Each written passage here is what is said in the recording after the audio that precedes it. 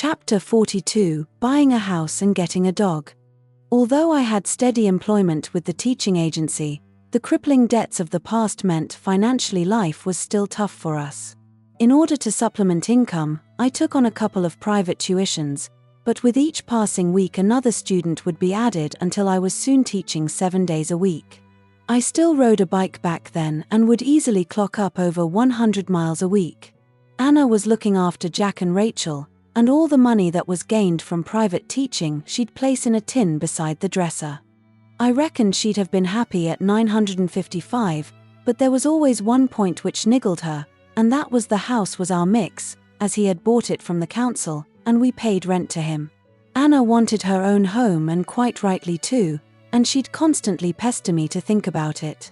I suppose, back then, I was still wary of a family life and commitment, even though I now had a family, but I can remember there was always some anxiety within me when having to think about the issue of buying a house and being saddled with a mortgage. Maybe it's the same with most people buying their first home? I don't know, but now, with experience of property, I wouldn't have any anxious thoughts. At around that time Anna had been given the chance of a grey whippet, which her niece couldn't care for.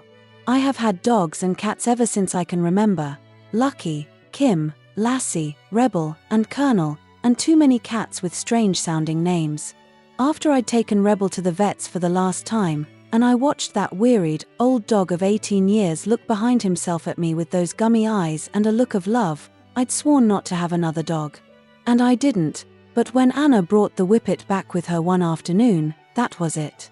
Smokey was added to the list of all the other dogs and cats who have resided at 955.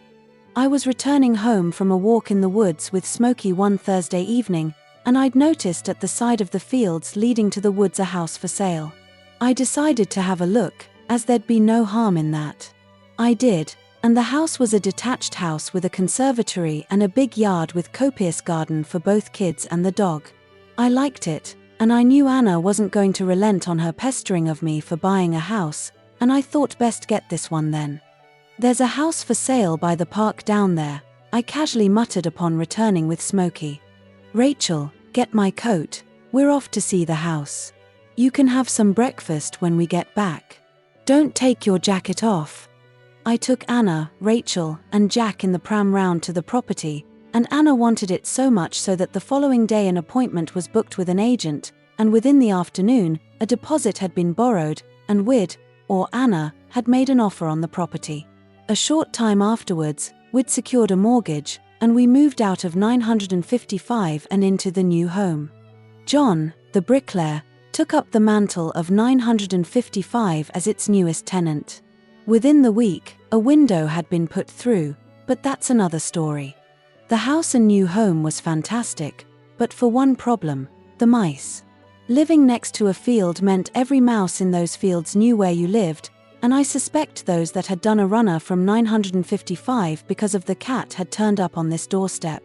They were everywhere, and within a day or two, they had even broken into the sofa and into the 2 armchairs and taken up cozy residence there.